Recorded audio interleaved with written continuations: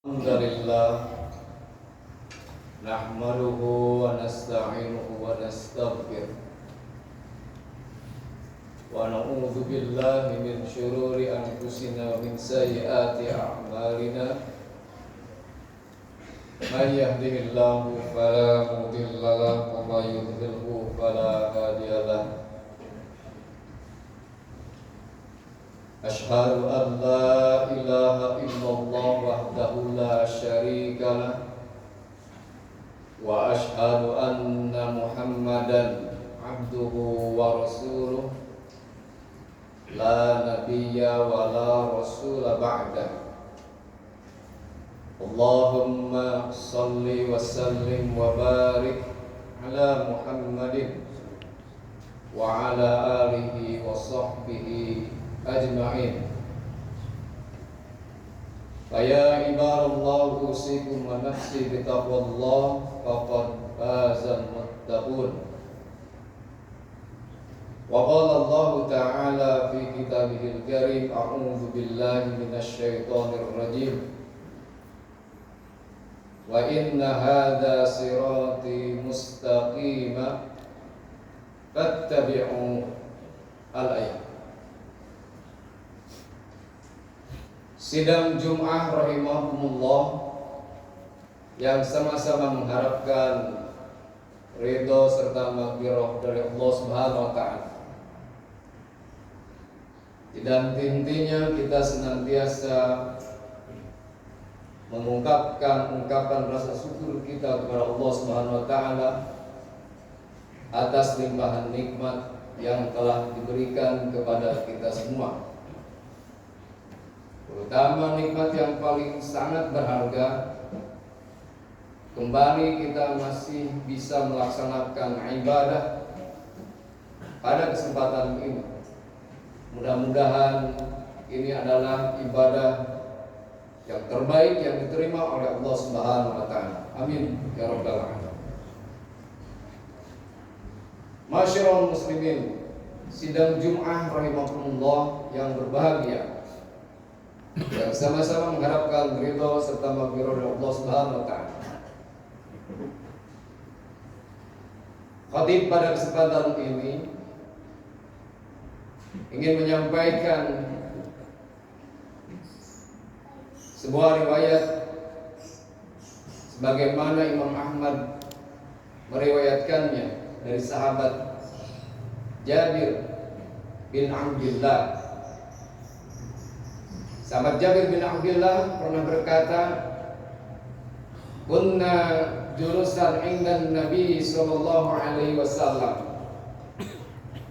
Adalah kami semua pernah bersama duduk dengan Rasulullah sallallahu alaihi wasallam. Fahaddu haddan hakada amamah. Kemudian seraya dia menuliskan, membuat satu garis lurus tepat di depannya, seraya berkata, "Hadza sabilullah." Ini adalah jalan Allah Subhanahu wa taala. Setelah itu wa khattaini an yaminihi. Kemudian beliau pun membuat dua garis di sebelah kanannya, wa khattaini an shimalihi. Begitu pula beliau membuat dua garis di sebelah kirinya. Wa qala, lalu beliau mengucapkan, "Hadza sabilus syaitan." Ini adalah jalannya setan. Masyarul muslimin rahimakumullah. Riwayat selanjutnya mengatakan, "Tsumma wada'a yadahu fil khattil awsati." Kemudian beliau menyimpan tangannya tepat pada garis yang paling tengah yang awal kali Rasulullah buatkan. Garis lurus di depannya. Kalau di riwayat yang lain, Rasulullah menyimpan tongkatnya di depan itu. Yang pertama kali beliau buatkan garis lurus itu. Sebagaimana tadi sampaikan, yang ketika Buat garis pertama Rasulullah menegaskan hadas sabilullah, ini adalah jalan Allah. Wadala, kemudian beliau membacakan setelah menyimpan tangannya atau menyimpan tongkatnya pada garis pertama di depannya itu, membacakan ayat yakni surah Al-An'am 153 yang penting bacakan awal kali tadi sampaikan. A'udzubillahi minasyaitonirrajim. Wa anna hadza sirati mustaqima. Ini adalah jalan yang lurus.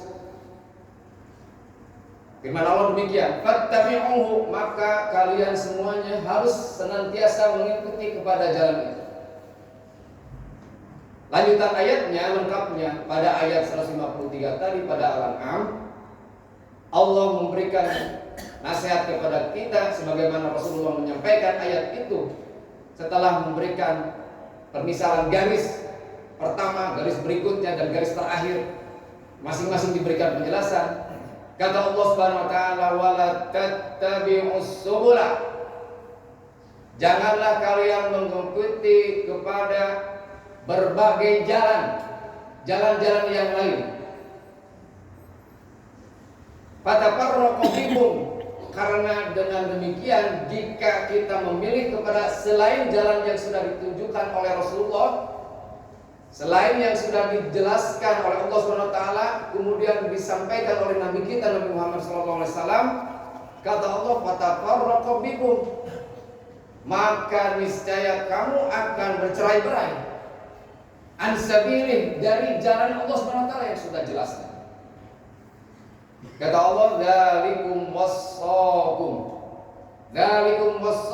bihi la'allakum tattaqun. Yang demikian itu, kata Allah Subhanahu wa taala, adalah nasihat yang sangat berharga, adalah wasiat yang sangat berharga yang dititipkan kepada kita selaku hamba-hambanya. La'allakum tattaqun, supaya kamu menjadi orang yang bertakwa. Masyiral muslimin rahimakumullah. Pada ayat ini yang menjadi kunci di garis bawahi kepada kita adalah siratul mustaqim. Ada keterkaitan pada ayat ini sebagaimana sahabat Ibnu Mas'ud pernah ditanya berkenaan dengan Mas-siratul mustaqim.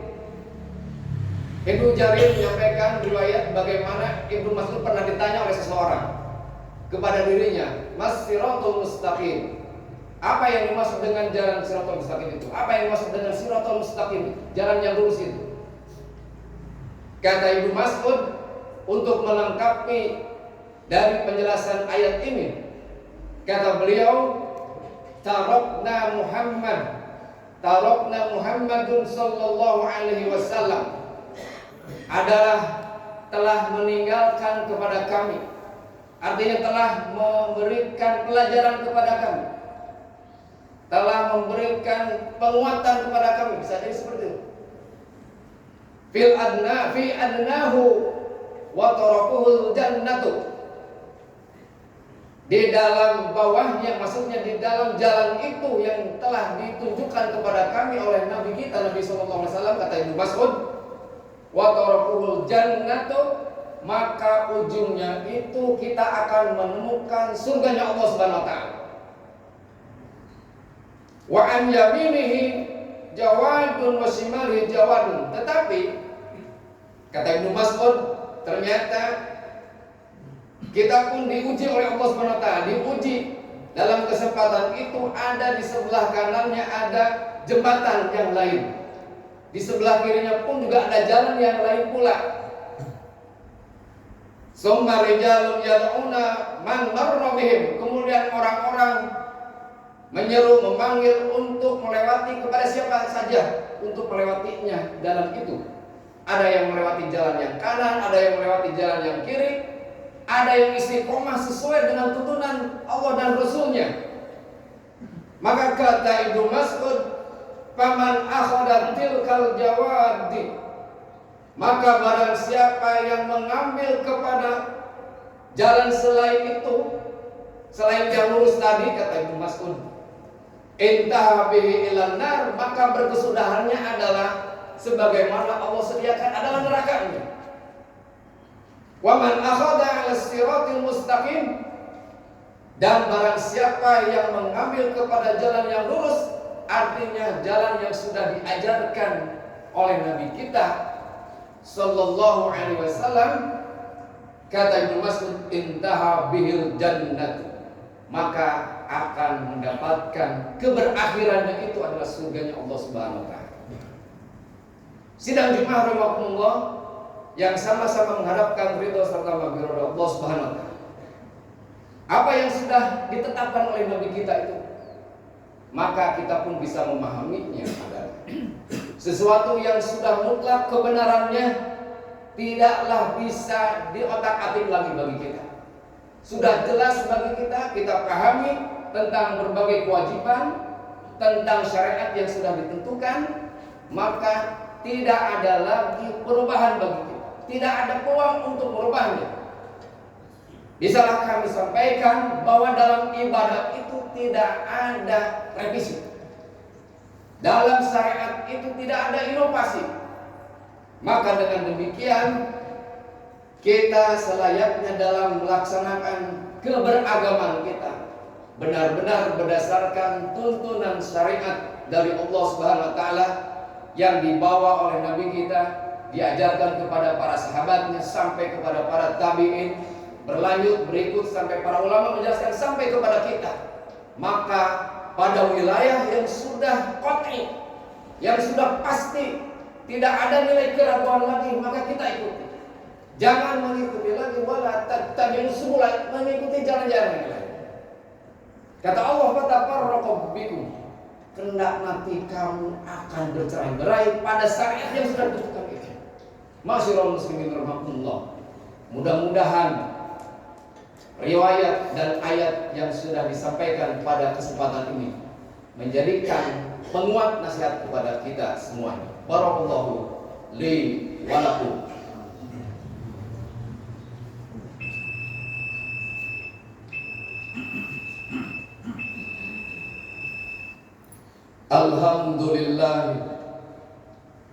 Alhamdulillahilladzi bi ni'matihi tatimmus salihati.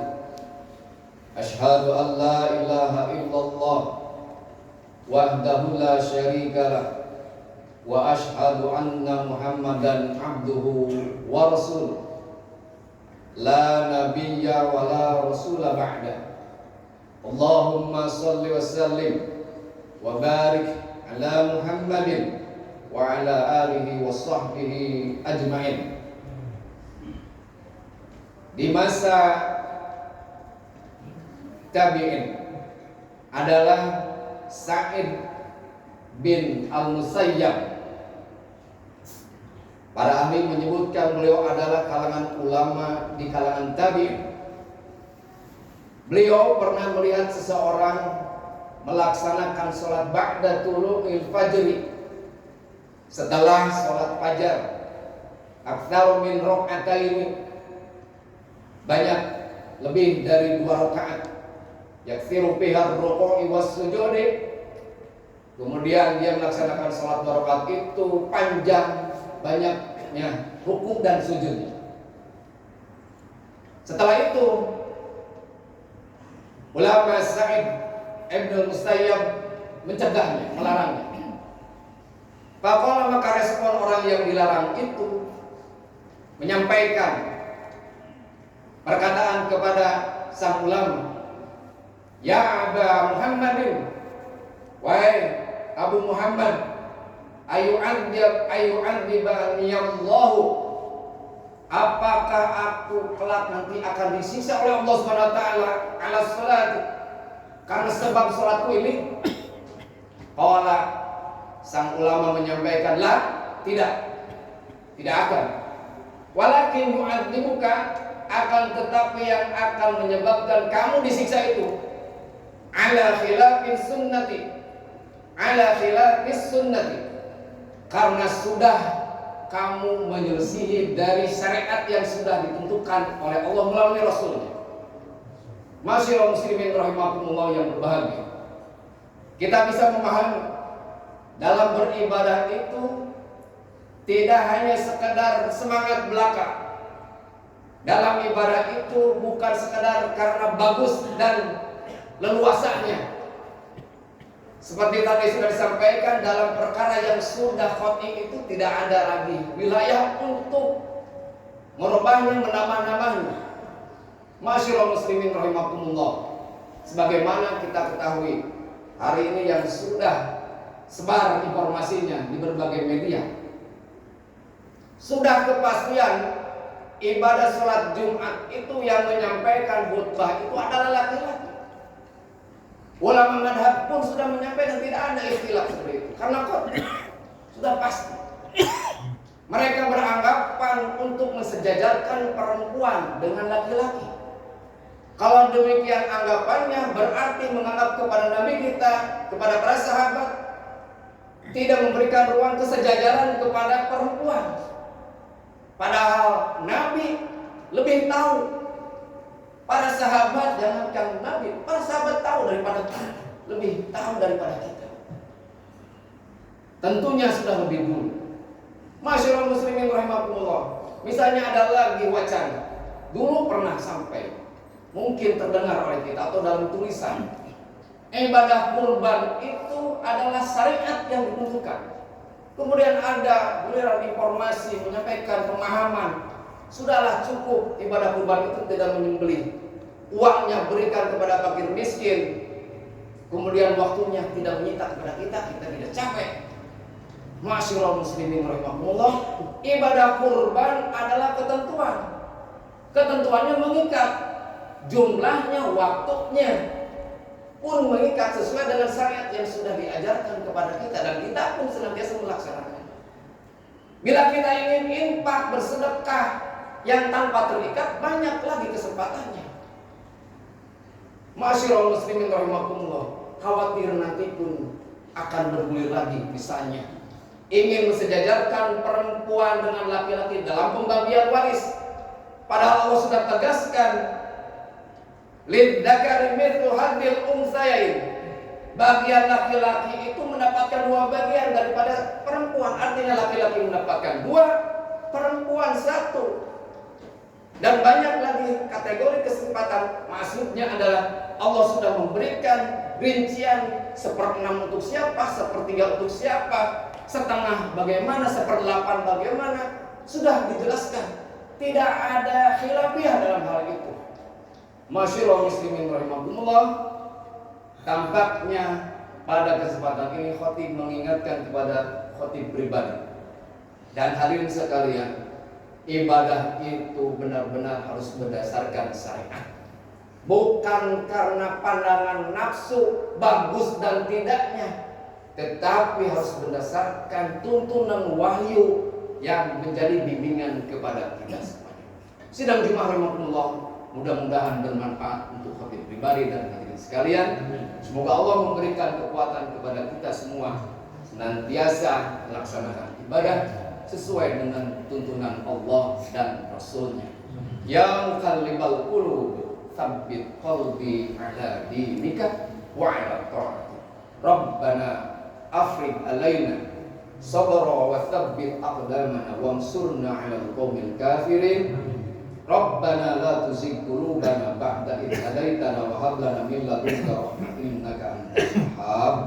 Rabbana atina fid dunya hasanah wa fil akhirati hasanah wa qina adzabannar. Aqulu qouli hadza astaghfirullah li wa lakum. Assalamualaikum warahmatullahi